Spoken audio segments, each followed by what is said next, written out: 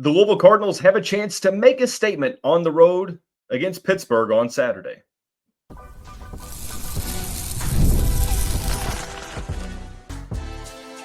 You are Locked On Louisville, your daily podcast on the Louisville Cardinals. Part of the Locked On Podcast Network, your team every day.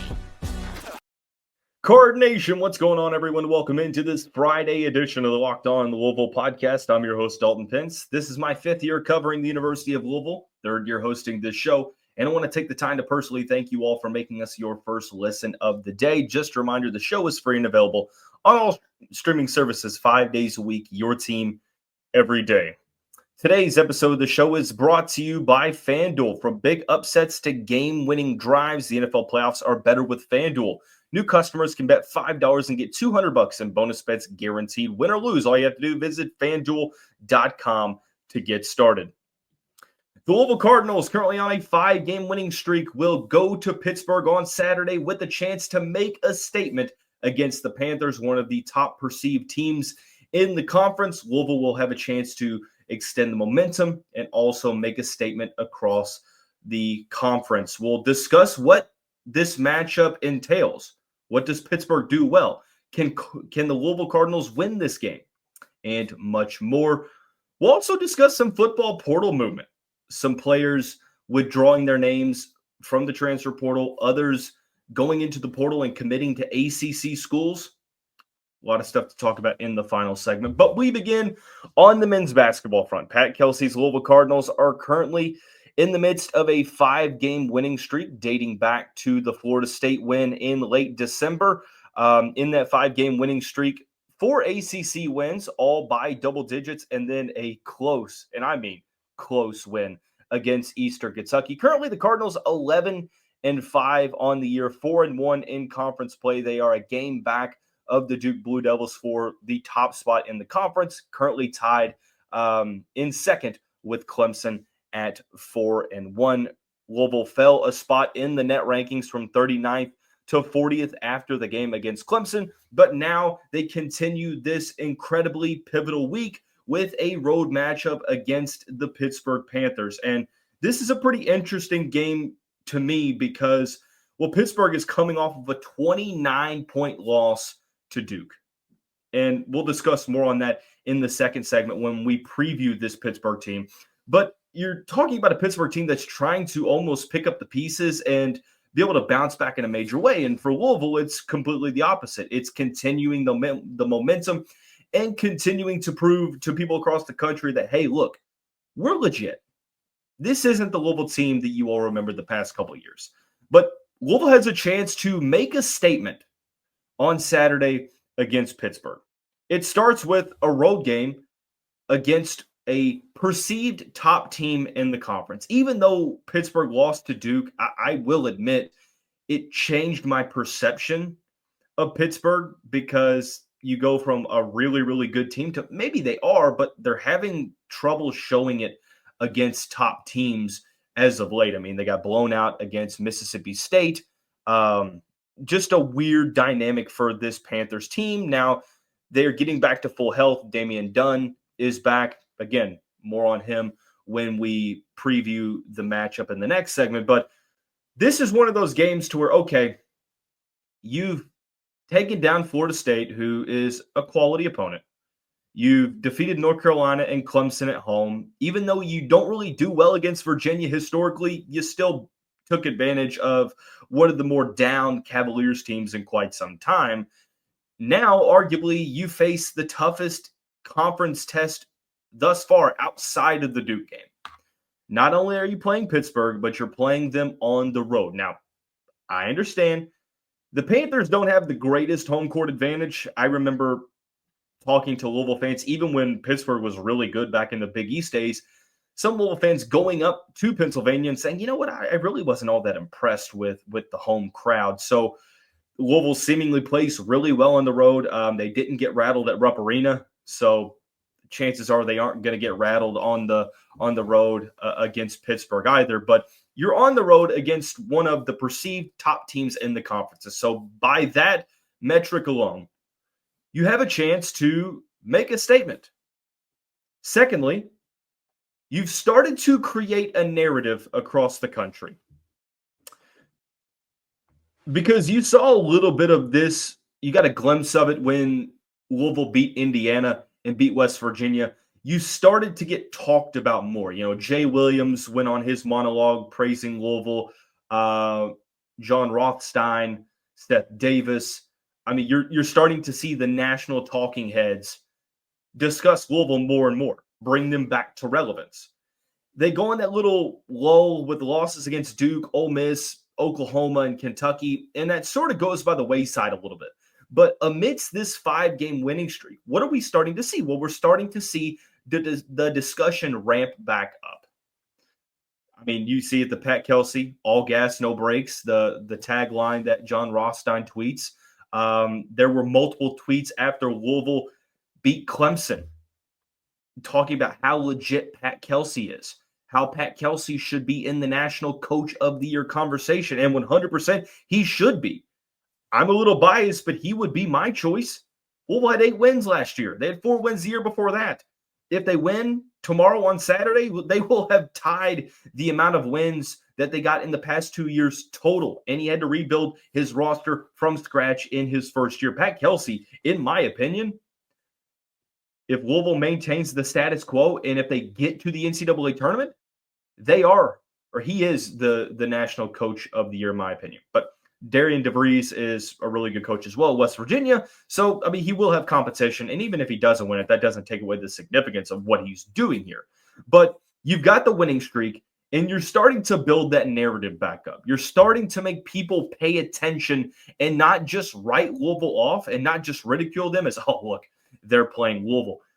I don't know if you all have seen it, but the conversation has changed. In late November, when they did really well in the Bahamas, in Atlantis, it was, oh, Pat Kelsey's going to have Louisville dangerous in no time. I mean, look what he's doing. To now it's like, okay, is this one of the best teams in the ACC?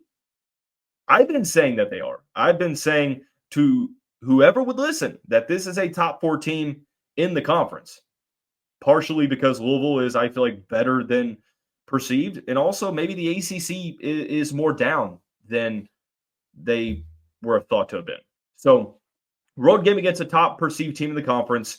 You've got the winning streak. You've got the momentum to continue to build. You've got the narratives starting to be discussed again. There's 2 other things. Number 1, you're on national TV. You're playing at noon on ESPN2. And this might not sound like, that big of an ordeal, but people are already by their TVs because guess what starts tomorrow at 4:30 Eastern time? The NFL playoffs. So you don't have to contend with the NFL playoffs. You're going to be the show before the show. So while people are getting ready for postseason football, which they are, I'm a Chargers fan, so I'm sort of nervous about the Saturday's game against the Texans at 4:30. But people are going to sort of almost use Louisville basketball. If you're not a fan, if you're not a huge basketball fan, I think you'll use it sort of as an appetizer for the main course, that being the NFL playoffs. And the final thing, and this is probably the most important thing, but I wanted to save this for last. Another reason that Louisville can make a statement on Saturday is that, currently speaking, this would be a quad 1 victory against the Pittsburgh Panthers. Pittsburgh is currently number 20 in the net. They were number 15 before that loss to Duke, so they fell a couple spots. But a road game against a top 25 team in the net is easily a quad 1 opportunity. And this could be one of those matchups that, if you project Pittsburgh to stay good for the remainder of the year, this could remain a quad 1 victory. And right now, Louisville's record in quad 1 games, it's not really all the greatest. Currently, it's 2-5. Actually, it was 1-5. But the game against Florida State got moved back up into a quad 1. Who knows? Indiana could get moved into a quad 1. Maybe North Carolina could get moved into a quad 1. Those teams are both playing really well. Maybe Clemson, who knows? But right now, the Cardinals are 2-5 in quad 1 opportunities. Obviously, all 5 losses were to teams that, 4 teams that are ranked. Oklahoma currently, I don't believe, is ranked. Is Oklahoma ranked? I don't know that they are.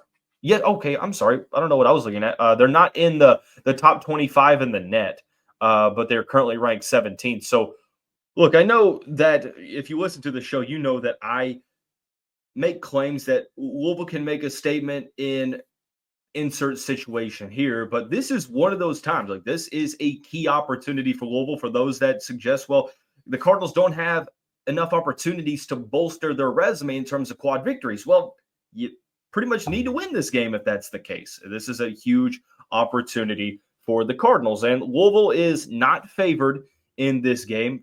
From what I've seen, they're anywhere from like a 3 to a 4.5 point underdog, which makes sense since they're playing on the road. This is going to be a close game, in my opinion. The Cardinals can win this, but it's going to be a tough one. We'll discuss why when we come back on this Friday edition of the Locked On Louisville podcast.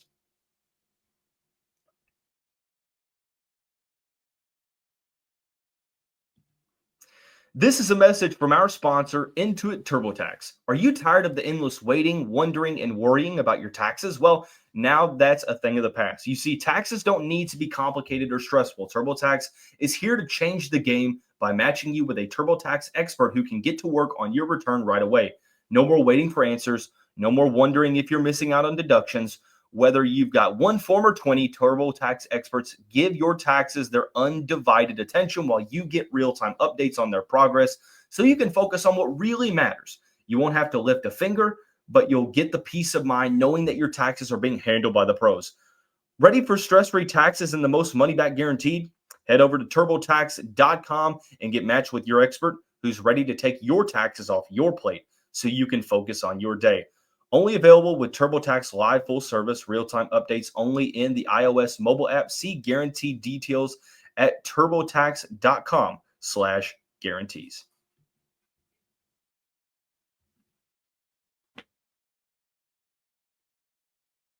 Cardinal fans, want to take this time to thank you all again for making us your first listen of the day. Just a reminder, the show is free and available on all streaming services 5 days a week, your team every day. I don't usually do this, but I want to address something and clear the air. I've been getting people commenting under these episodes and reaching out to me. It seems that there's not a huge crowd that's a fan of the ACC squad episodes that get uploaded onto the YouTube page. And I've heard about it in the comments. I've had people reach out and ask, well, why are you putting these on your page? I love the squad, but if you're not a fan of that, and that's okay because everyone has a different opinion on things, I understand and I respect your opinion, but every ACC Locked On podcast has automatically put the Locked On ACC squad episodes on their YouTube page. Like it's not something I do. It's something that Locked On does. I just want to go ahead and clear the air there that all I'm asking is that if you're not a fan of them, I understand. Just please just skip over those videos.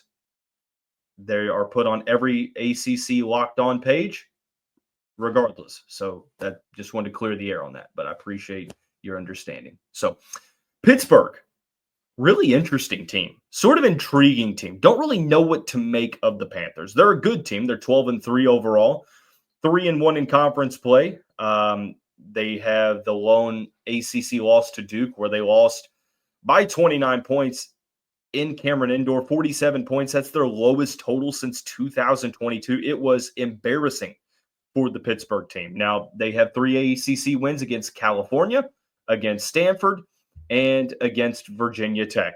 And all 3 of those teams right now, not the greatest. I wouldn't say they're a top 6 to 7 team in the conference, either of those teams or any of those teams, but they still are handling the schedule that they have. Now, their key wins on the year, they have a really good win against West Virginia early on in the season. They beat them 86-62 right before the battle for Atlantis. So, I mean, Pittsburgh was fantastic, just blew the Mountaineers away. They have a win against LSU, which LSU is not the greatest team.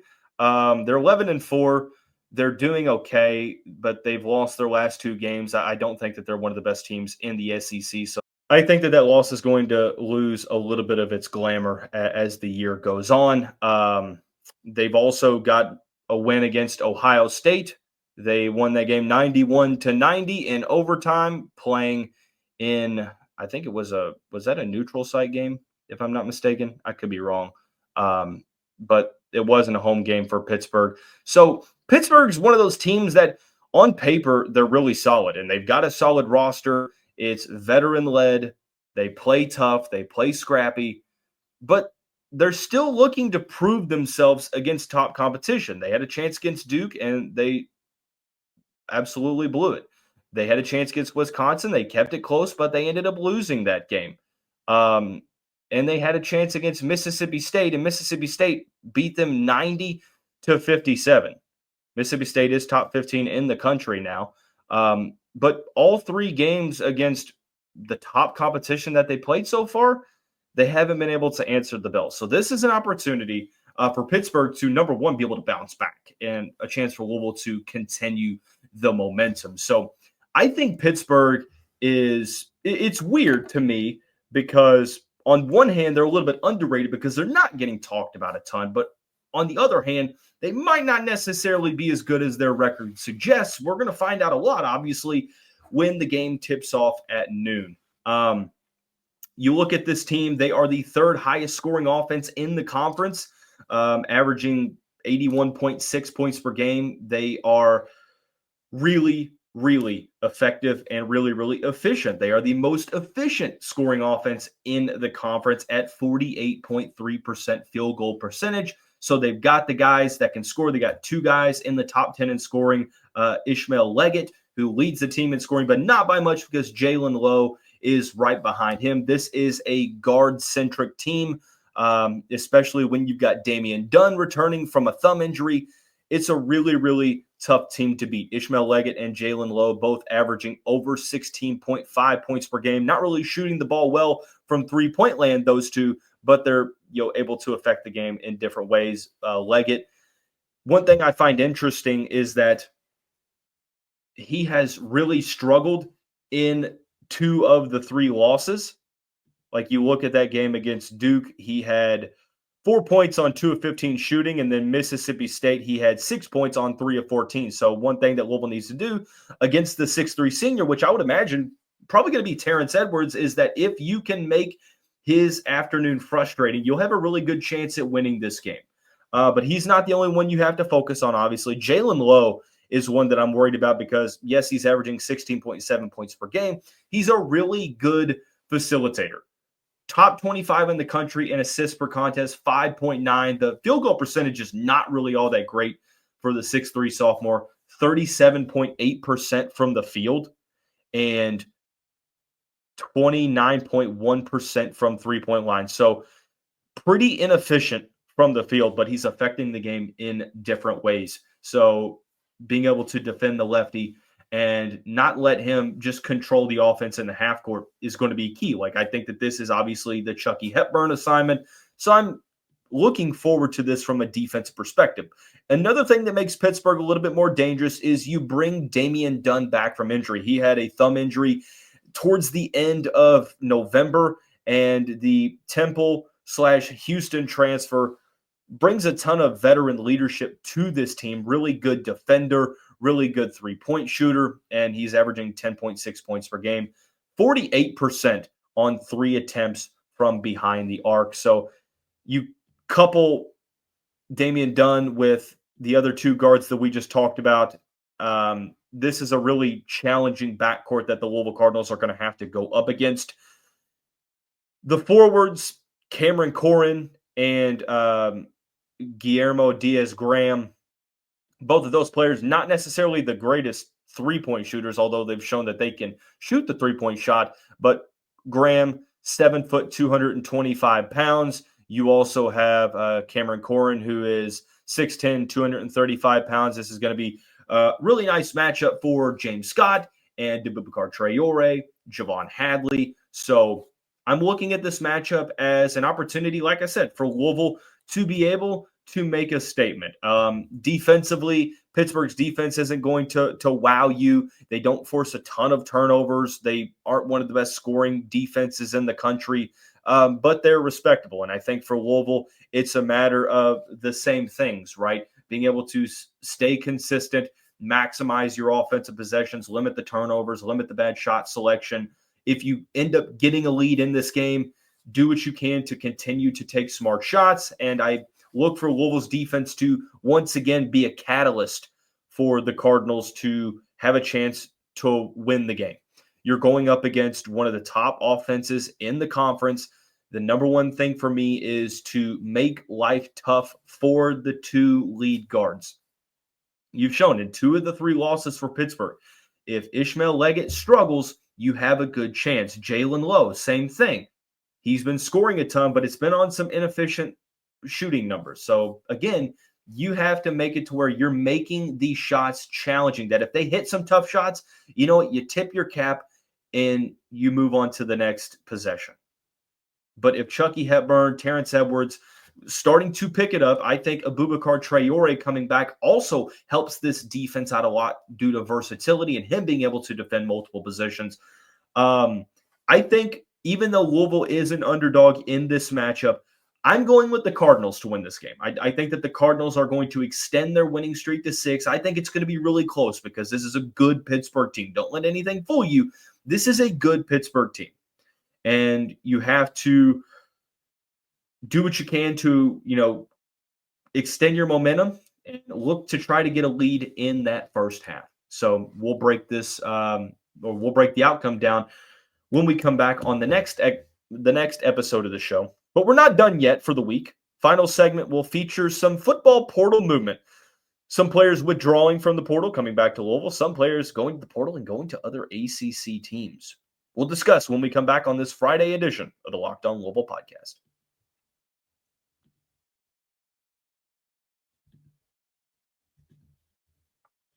From big upsets to game-winning drives, the NFL playoffs are better with FanDuel. Right now, new customers can bet $5 and get $200 in bonus bets guaranteed. That's $200 in bonus bets, win or lose. The FanDuel app gives you everything you need for live bets, same-game parlays, and so much more.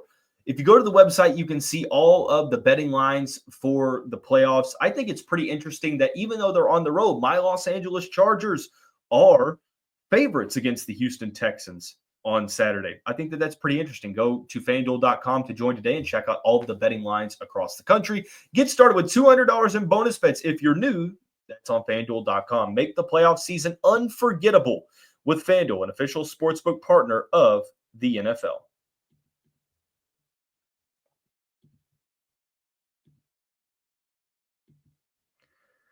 It's really an interesting time with portal talk because there's not much going on. There are things happening, but at this point, you're almost waiting for the spring window to open up before you get that influx of portal news.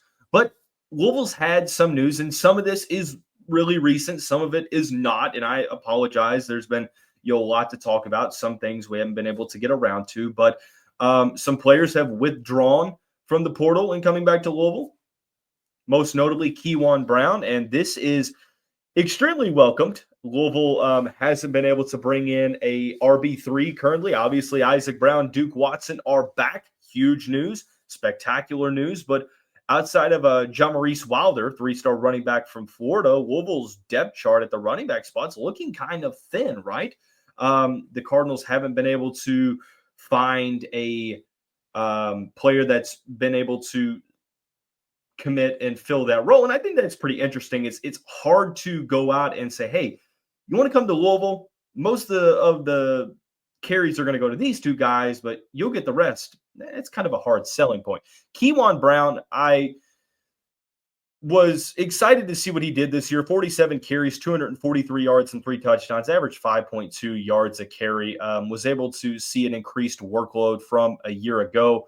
Had 2 good performances the first 2 games of the year, and then after that, just didn't really see much of a workload. Didn't have over 10 games, and didn't have over 10 carries in any game this season. But I did think that the 5'10", 200-pound native of Atlanta, Georgia, had talent and had a chance to still be a breakout candidate. A good short yardage running back and a change of pace, strength back that, could take some of the wear and tear off of the other two. and give you some injury insurance if, knock on wood, either of those two players would unfortunately go down. He committed to Boise State because at this point, I think that's probably got to be a top destination for a running back after you see what Ashton Jeanty is doing. But news on Thursday evening that Keyjuan Brown will be withdrawing from the portal and coming back to Louisville. It's much more important news than you would probably think with returning at RB3.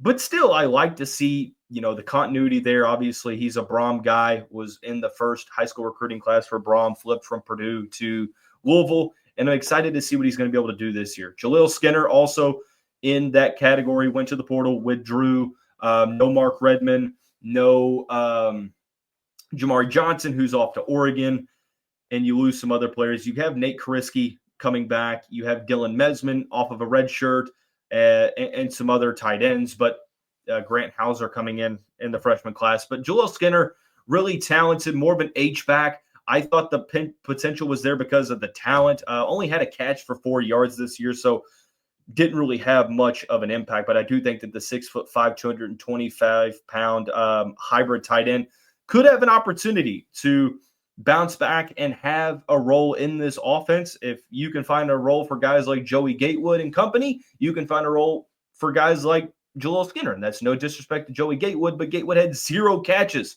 coming into his final season of eligibility for Louisville, and he ended up being a key part for the team late on in the season. So nice to get these two players back from depth perspectives. I don't think either of these two guys start, obviously, but I really like that Louisville is being able to keep some players on the roster in the name of quality depth. Now, unfortunately, the Cardinals have also lost 2 players transferring to ACC schools. Kataris Hicks, Blue, ended up going to play in Blue, playing now in Pittsburgh, ironically. But this was a pretty interesting one for me because he seemed like he could be competing for the wide receiver 3 spot with Colin Lacey and Chris Bell back.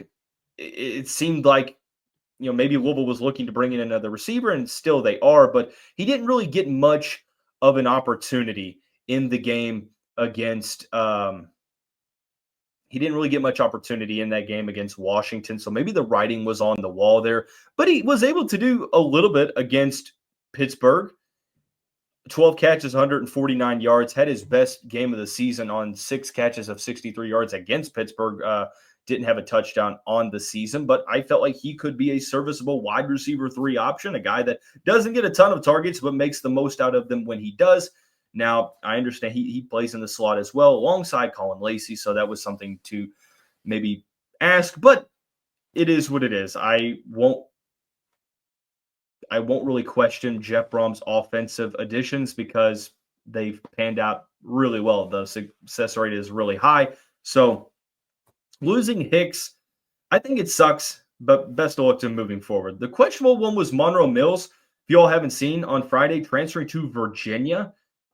It's not like he was going to get passed up for playing time. Monroe Mills was the starter at the tackle spot before he got hurt, and then he even played while he got hurt. He had a pretty decent season, I would say. Ended up transferring, going to Virginia. I find that very intriguing to me. I don't think he's from Virginia, is he? I mean, there's got to be some type of a connection there, right? Let's see, Monroe Mills. He's from Columbia, Missouri.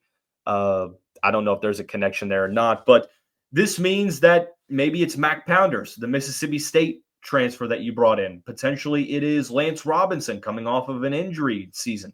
Could he be the guy that steps in? There's some other guys, maybe Mohamed Musa. I probably don't think it's going to be him. He's more of a guard in my opinion, but he played tackle for Brom. Who knows? There's a couple options that Louisville could go with. Trevonte Sylvester. I think that probably Mac Pounders would likely be my choice or my prediction, I would say, to start at left tackle. So it is what it is. Losing Monroe Mills hurts because he had a really good season this year. But the Cardinals losing some players to the ACC ranks. So we'll come back at the end of the weekend. We'll discuss what happened during the Pittsburgh game and much more. Everyone have a great day. Have a great weekend. Stay warm. It's definitely cold in the 502. Everyone have a great day. We'll see you right back here.